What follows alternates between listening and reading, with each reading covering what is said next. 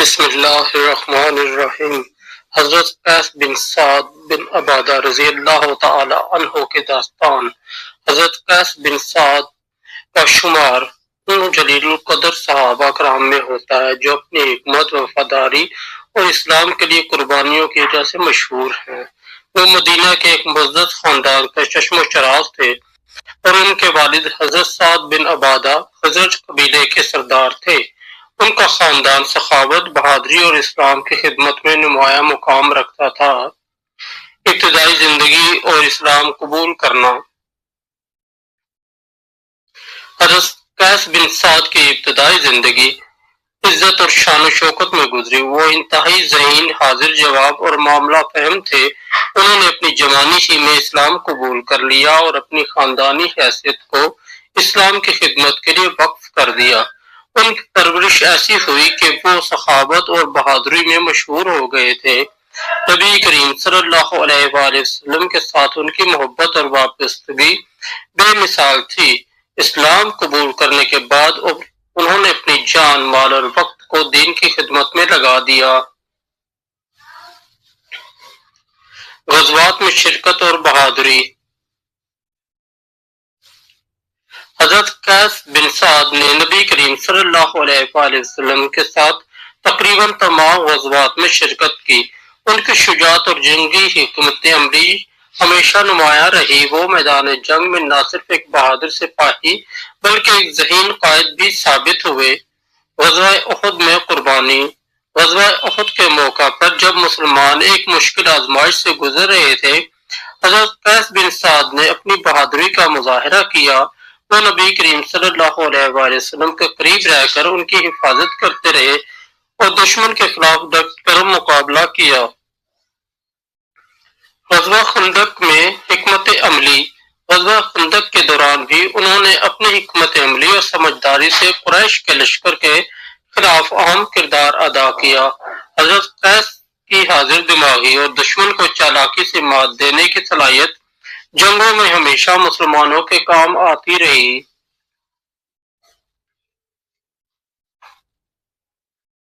سخاوت اور معاملہ فہمی۔ حضرت قیس بن سعد اپنی بے مثال سخاوت کے لیے مشہور تھے۔ ان کی سخاوت کا عالم یہ تھا کہ جو بھی ان سے کچھ مانگتا وہ کبھی انکار نہ کرتے۔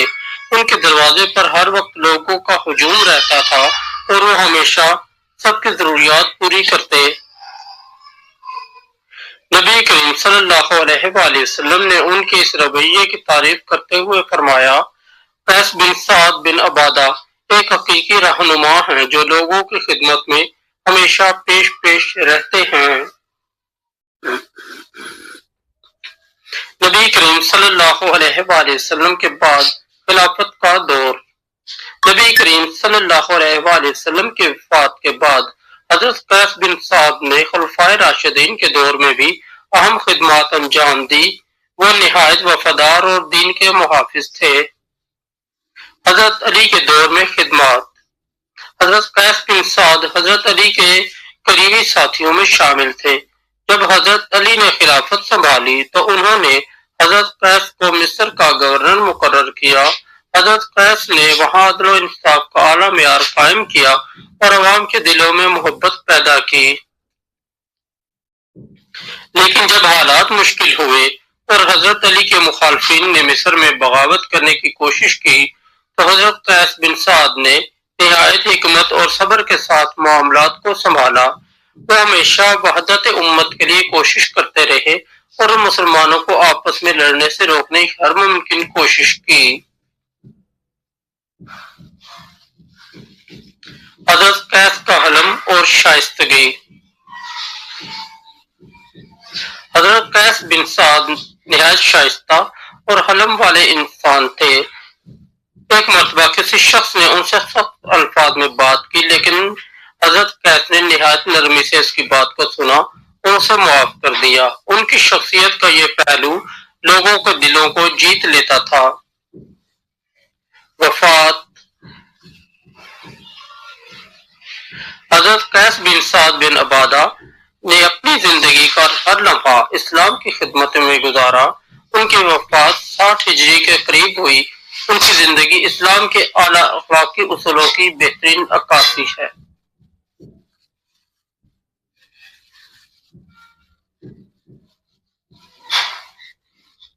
سبق: حضرت قیس بن سعد کی زندگی ہمیں سخاوت، وفاداری اور حلم کا درس دیتی ہے۔